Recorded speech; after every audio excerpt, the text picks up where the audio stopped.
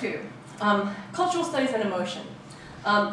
As Patrick Cohen-Hogan writes, empirical researchers in the social sciences almost entirely ignore a vast body of existing data that bears directly on feelings and ideas about feelings. Literature, especially literary narrative, or in this case, cinematic or television narrative.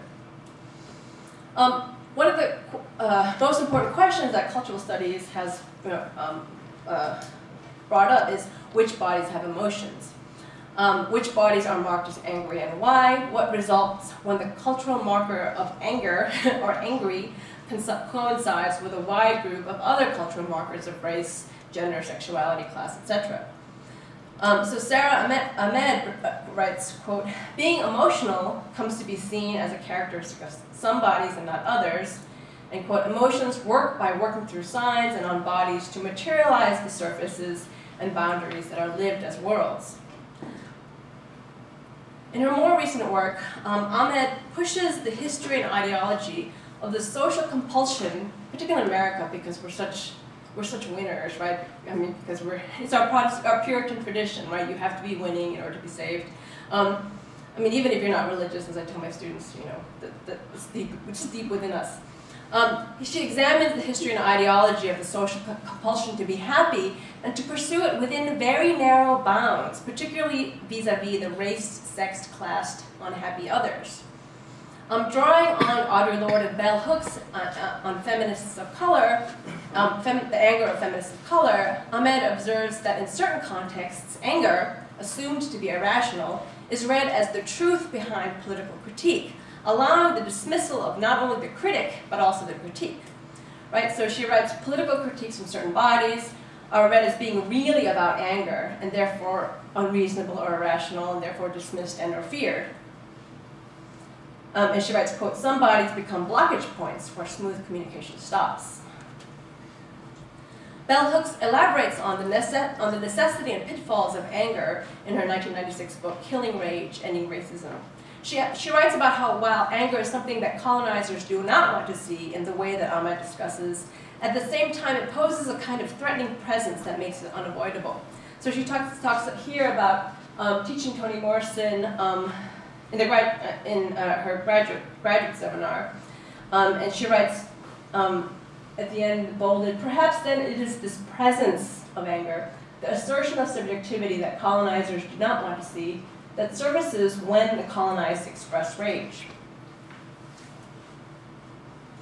At the same time, Hooks warns that because rage can be consuming, it must be tempered by engagement with a full range of emotional responses to Black struggle for self-determination.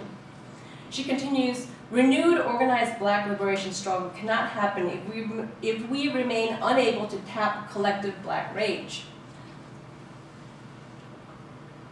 Progressive Black activists must show how we take that rage and move it beyond fruitless scapegoating of any group, linking it instead to a passion for freedom and justice that illuminates, heals, and makes redemptive struggles possible.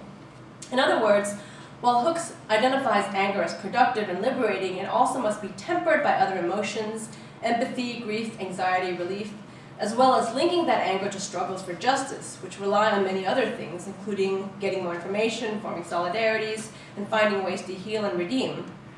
Hooks here highlights both the potential political dangers of anger, the fruitless scapegoating of any group, as well as its political possibilities, the hearing of a voice, the linking with other things. And this is where I think one of the ways that cognitive psychology, despite its drawbacks or limitations, can be helpful in discussions of political anger. So ideas like appraisal, violation of norms, coping potential, illegitimacy, and intentionality reinforce the notion that anger is a cognitive act with social contextual reasons.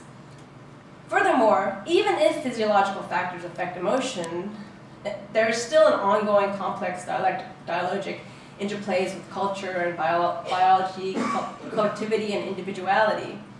That is to say, on the one hand, cognitive psychology can help us understand the processes by which humans react to the world around us, and even help us understand ourselves.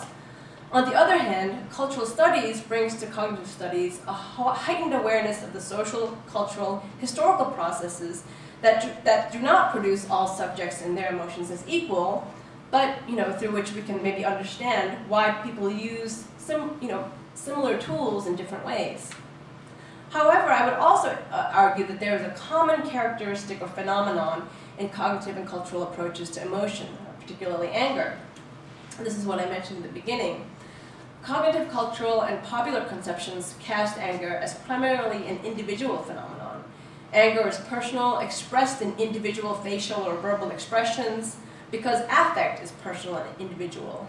Even the anger Hooks describes must be expressed or tempered or tapped, like some boiling liquid in an overfull container.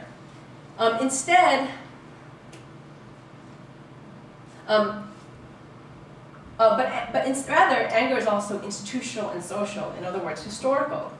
In the text that I look at, characters don't know how to respond to or express or understand their own anger because our functioning conceptions of anger and emotions in general are individualized.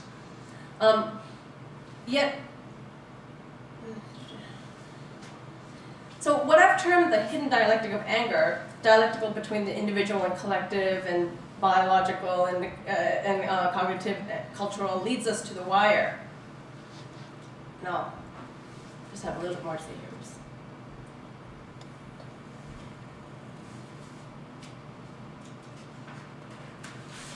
In contrast to popular and scholarly conceptions of anger, in The Wire, the particular reasons for why characters experience anger are almost always revealed not to result from the illegitimate actions of a single malevolent dispositional entity. That is, even when another individual is blamed for blocking one's goals, the form and content of the series often works to erode and complicate that vision of a discrete dispositional agent. Characters repeatedly experience anger, first nominally against a person or persons, but then repeatedly and increasingly against structures in which no one individual is shown to be the agent of harm, or rather in which no one person is shown to be the sole cause of harm, although many people are more or less complicit in perpetuating the structures that cause real harm in people's lives. In doing so, the show explores and interrogates the kinds of racialized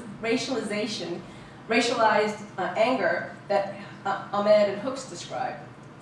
Moreover, the viewer experiences anger and frustration, and I'll talk a little bit more about this towards the end of this. Part of the way that the show captures the interlinkedness of institutions, people, and practices that may be difficult or impossible to map visibly in terms of space and place, despite the relatively linear nature of the television viewing format, that is, you can only watch one scene at a time, is through the exploitation of techniques unique to serial television. While The Wire has been called Dickensian for scope and number of characters, Sean O'Sullivan characterizes serial television form as a kind of poetry-like genre that, while broken on purpose, creates its unity by things like anaphora, or repetition of poetic elements, and caesura, or the disruption of a line that highlights some element of it. For example, O'Sullivan identifies as a form of anaphora a series opening credit sequence and the cold open structures, which, quote, creates a progressive structure while reminding us of each preceding iteration, and a kind of caesura of the gap, and a kind of bridging of the gap between scenes and episodes. While other genres, including the novel, also make use of gaps and repetitions, I take Sullivan's point that serial television can be more broken of form than a film or a novel. The Wire, in particular, refuses to bridge the gaps. Many viewers find the show challenging because it does not explain explicitly what is happening.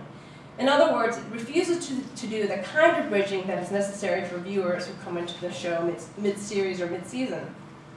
Unlike the explicit explanations and interpretations, summaries, etc., that happen in crime shows like Law & Order and CSI, the viewer of The Wire must often make connections and draw conclusions him or herself, sometimes with the help of outside sources and research and things like that.